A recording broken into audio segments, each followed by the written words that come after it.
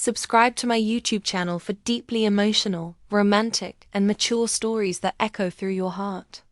Don't forget to like, share, and comment to support meaningful storytelling. David Martinez had always believed he understood the rules of love. At 42, he had experienced his share of heartbreak, passion, and the quiet contentment that came with finding someone who understood him. When he married Elena 2 years ago, he thought he had finally found his place in the world. A ready-made family with a woman who loved him and her 18-year-old daughter, Sophia, who had welcomed him with surprising warmth. But tonight, as he stood in his kitchen at midnight, staring at the note Sophia had left on the counter, he realized that everything he thought he knew about boundaries, about right and wrong, about the careful lines that held families together, was about to be tested in ways he never imagined. The note was simple, written in Sophia's careful handwriting. "David, we need to talk. I'll be in the garden. Please come find me." His hands trembled as he read it for the third time. Outside, the autumn wind rattled the windows of their suburban home. And somewhere in the distance, he could hear the soft sound of Elena's breathing from their bedroom upstairs. She was fast asleep, trusting and peaceful, completely unaware that her daughter had been leaving him notes like this for weeks now. It had started innocently enough. Sophia had always been mature for her age, wise beyond her 18 years in a way that sometimes made David forget she was still so young. When her mother worked late shifts at the hospital, Sophia and David would find themselves alone in the house, sharing conversations that grew deeper and more personal with each passing evening. At first, David had told himself it was natural. He was trying to be a good stepfather, to build a relationship with the girl who had become his daughter through marriage. Sophia was intelligent, curious about the world, and hungry for guidance from someone who wasn't her mother. She asked him about his work as an architect, about his dreams, about the places he had traveled before he met Elena. But somewhere along the way, the conversations had shifted. Sophia began asking him about love, about relationships, about the difference between settling for someone and truly connecting with them. She would sit across from him at the kitchen table, her dark eyes so much like her mother's fixed on his face with an intensity that made him uncomfortable in ways he couldn't name. "You're not like the other men my mother dated," Sophia had said one evening, her voice soft and thoughtful. "You actually listen when people talk. You care about things that matter." David had felt a flutter of something dangerous in his chest. That night, something he had immediately pushed down and refused to acknowledge. He had reminded himself that Sophia was his stepdaughter, that she was 18 to his 42, that she was Elena's child, and therefore off-limits in every way that mattered. But the notes had started after that. Conversation, little messages, left where only he would find them, usually late at night when Elena was asleep. Never anything inappropriate, nothing that crossed any obvious lines. Just invitations, requests for late-night talks in the garden, suggestions that they meet for coffee when Elena was at work, observations about how much Sophia enjoyed there. Conversations. David had tried to ignore them at first. He had convinced himself that Sophia was just lonely, that she missed having a father figure in her life, and was reaching out in the only way she knew how. He had even considered talking to Elena about it, but something had stopped him. Perhaps it was the fear of creating drama where none existed, or perhaps it was something darker, the growing awareness that some part of him looked forward to Sophia's attention in ways he didn't want to examine too closely. Now, standing in the kitchen with her latest note in his hands, David knew he had reached a crossroads. He could ignore the note, pretend he had never seen it, and hope that Sophia would eventually grow tired of whatever game she was playing. Or he could go to the garden and finally have the conversation that had been building between them for weeks. Smart choice, the safe choice, was to go upstairs to bed and forget about the note entirely. But as David looked out the kitchen window toward the garden, he could see a figure sitting on the old wooden swing that hung from the oak tree in the corner of their yard.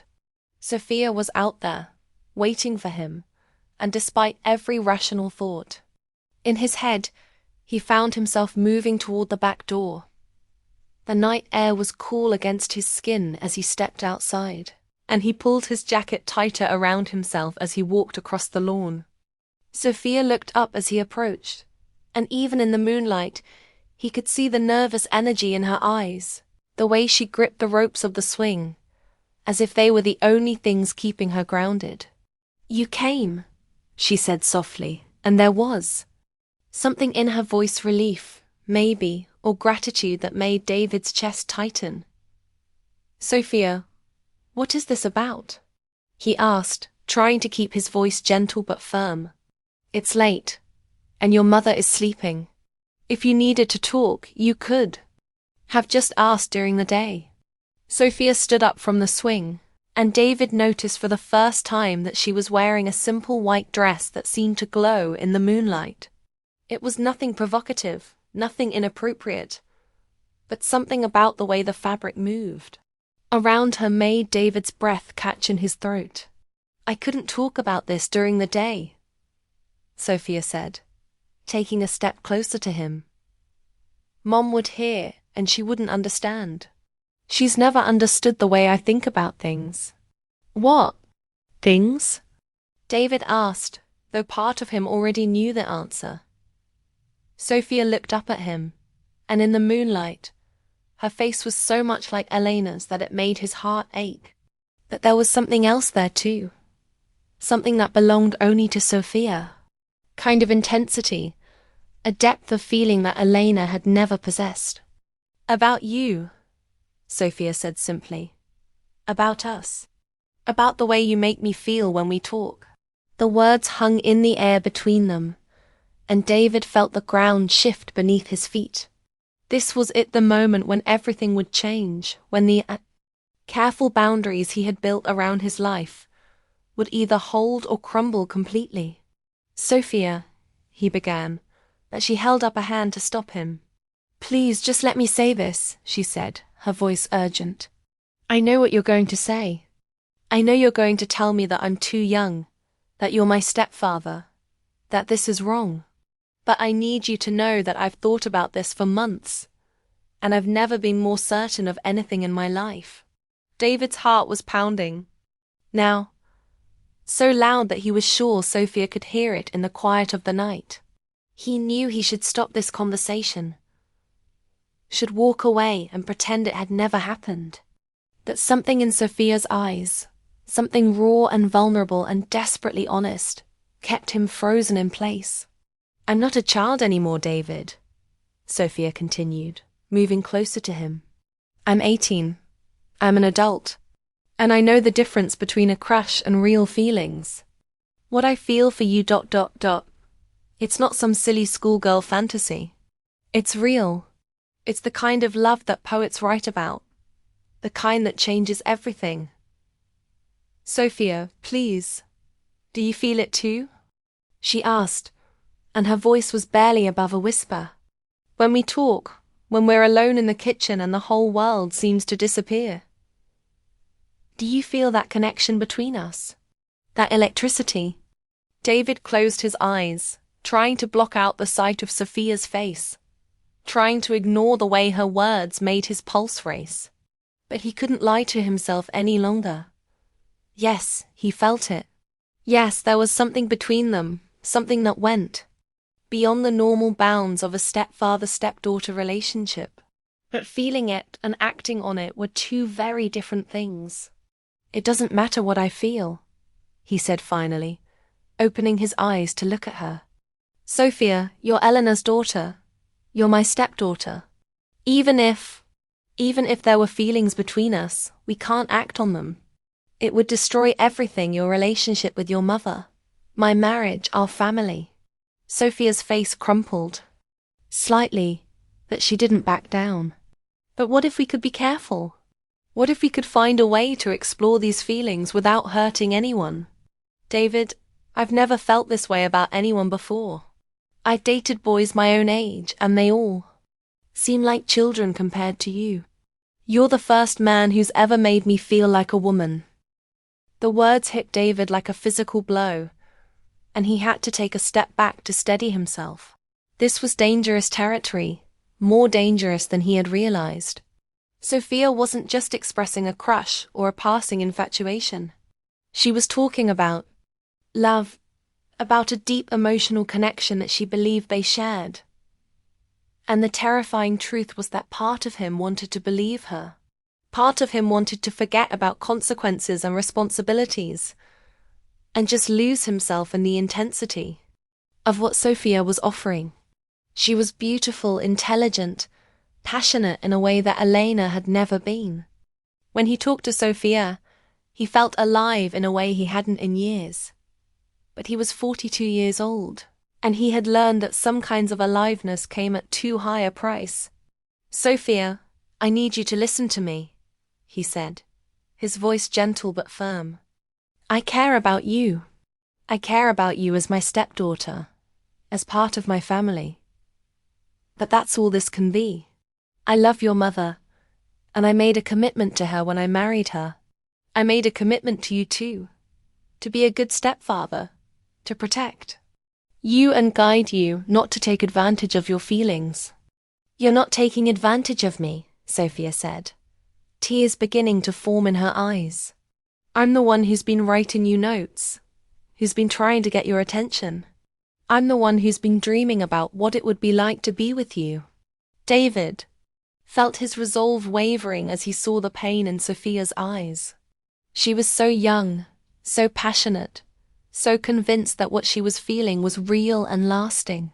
How could he make her understand that some feelings, no matter how intense, were simply too dangerous to explore? Sophia, what you're feeling? It's not uncommon, he said, choosing his words carefully. When a young woman meets an older man who treats her with respect and attention, it's natural for her to develop feelings. But those feelings don't always mean what we think they mean. Don't patronize me, Sophia said, anger flashing in her eyes. Don't tell me that what I'm feeling isn't real. I know my own heart, David. I know the difference between gratitude and love, between admiration and desire. When I look at you, I see the man I want to spend my life with. When you smile at me, I feel like I'm home. That's not some psychological quirk, that's love. The conviction in her voice shook David to his core. He had expected tears, maybe anger, but not this calm certainty. Sophia wasn't a confused teenager acting out. She was a young woman who believed, with every fiber of her being, that she had found her soulmate in her stepfather. Even if what you're feeling is real, David said, even if it's the kind of love that lasts a lifetime, we can't act on it. Sophia, your mother is upstairs sleeping. She loves us both, and she trusts us. How could we betray that trust? We wouldn't have to betray it, Sophia said, moving closer to him again. We could be discreet. We could find ways to be together without hurting Mom. People do it all the time. They find love in unexpected places and make it work. That's not love, Sophia, David said, his voice sharp with emotion. That's not the kind of love you deserve. You deserve someone who can love you openly, who can take you out in public and introduce you to his friends and family. You deserve someone who doesn't come with a lifetime of complications and secrets.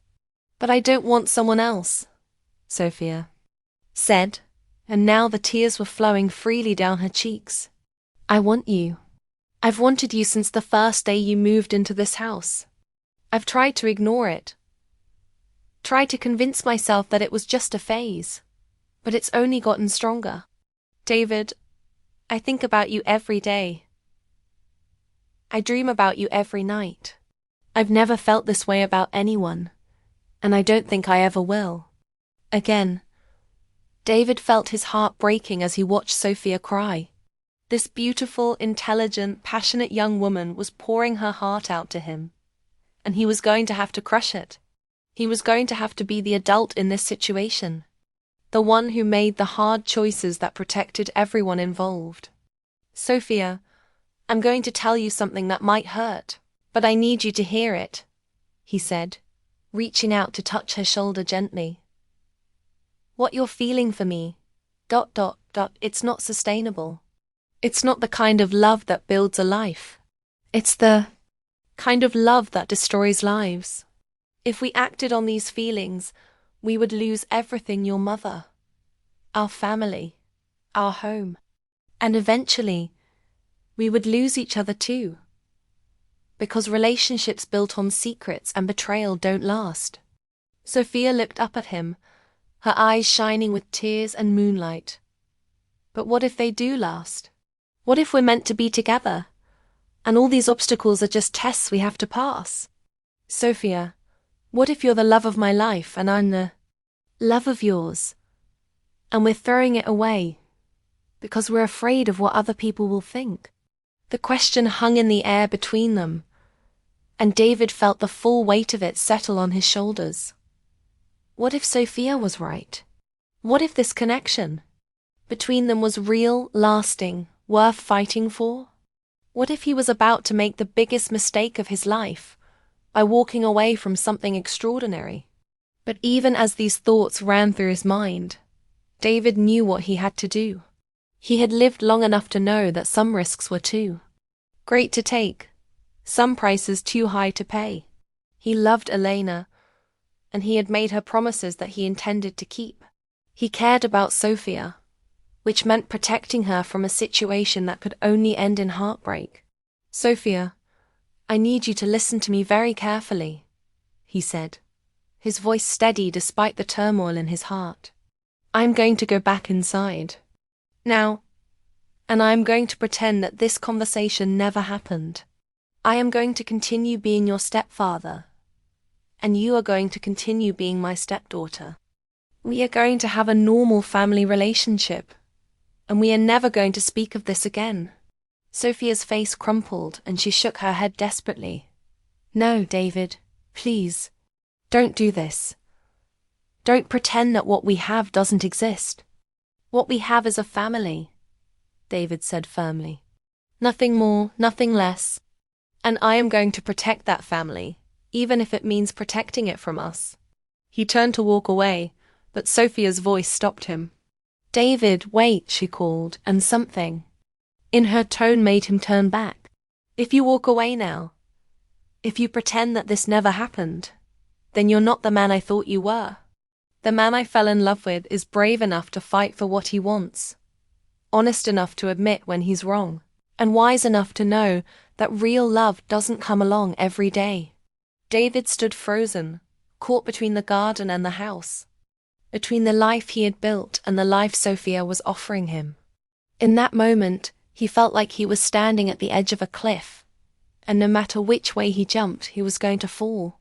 The man you fell in love with, David said quietly, is the man who loves your mother enough to honor his commitments to her.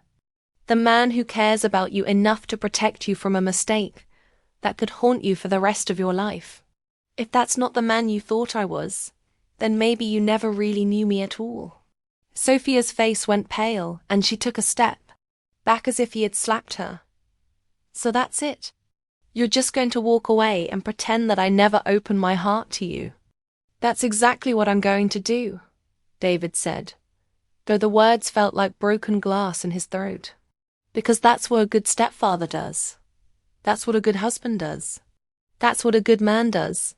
He turned and walked toward the house, leaving Sophia standing alone in the garden. Behind him, he could hear her soft sobs, and each one felt like a nail in his heart. But he kept walking, kept moving toward the house and the life he had chosen, even as part of him screamed that he was making the biggest mistake of his life. When he reached the kitchen, David stood at the window and looked back at the garden. Sophia was sitting on the swing again, her white dress ghostly in the moonlight, her head in her hands. She looked so young, so vulnerable, so completely heartbroken that David had to grip the edge of the counter to keep from running back to her. Instead, he forced himself to turn away from the window and walk upstairs to his bedroom. Elena was still sleeping peacefully, her dark hair spread across the pillow, her face serene in the moonlight that filtered through their curtains. She looked so much like Sophia that it made David's chest ache. He slipped into bed beside his wife, careful not to wake her, and stared at the ceiling. Tomorrow he would have to face Sophia across the breakfast table and pretend that nothing had changed. He would have to look Elena in the eye and act like he hadn't just broken her daughter's heart. He would have to find a way to rebuild the boundaries that had been shattered tonight and make sure they never crumbled again. But as he lay there in the darkness, listening to Eleanor's gentle breathing and thinking about Sophia alone in the garden, David couldn't shake the feeling that he had just closed the door on something that might have been extraordinary.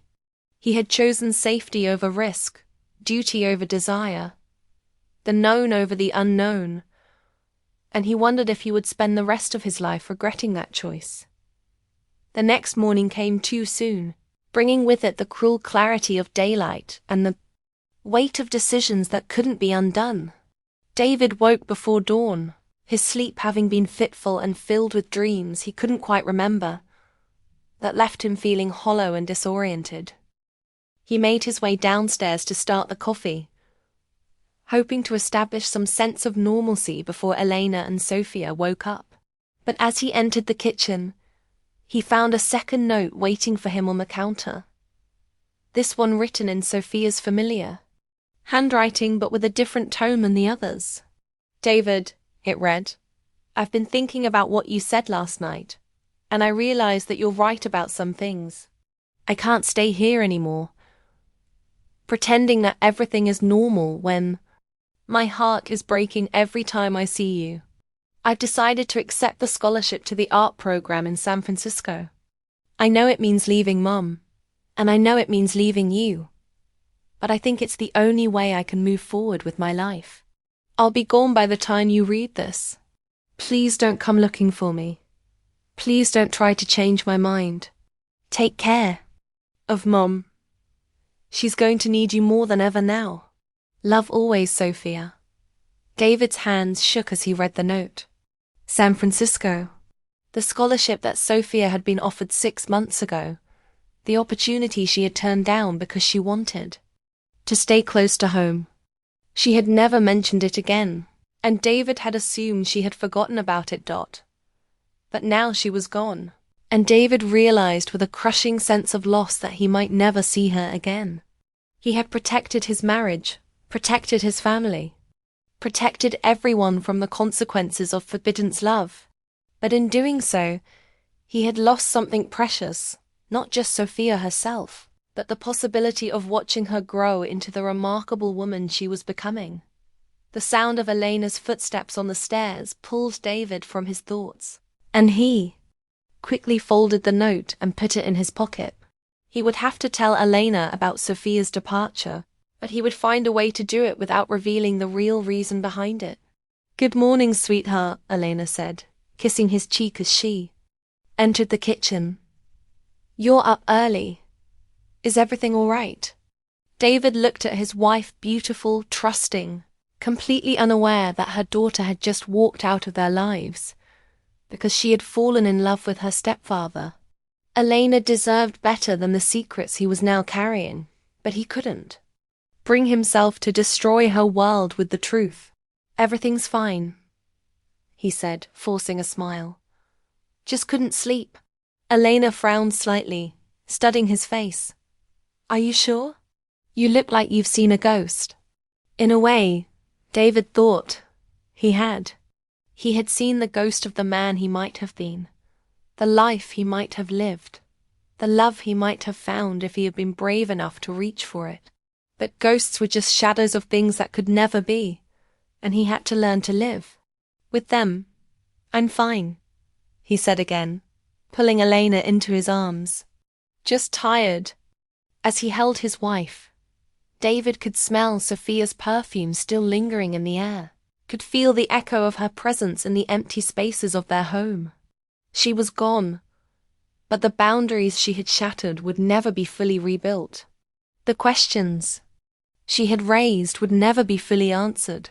David would spend the rest of his life wondering if he had made the right choice, or if he had just been too afraid to fight for something that might have been extraordinary. In the distance, he could hear a car starting up, and he knew without looking that it was Sophia, driving away from everything she had ever known in search of a life where she could love without secrets, without shame, without the crushing weight of impossible choices. He had thought he knew boundaries, had believed that some lines should never be crossed. But Sophia had shown him that love doesn't recognize boundaries, that the heart wants what it wants regardless of consequences or social conventions. And now, as he held his wife in the morning light of their kitchen, David realized that the hardest part of being a good man wasn't knowing right from wrong. It was living with the knowledge that sometimes being good meant sacrificing the very thing that might have made you whole. The sun was rising over their suburban neighborhood, painting the sky in shades of gold and pink.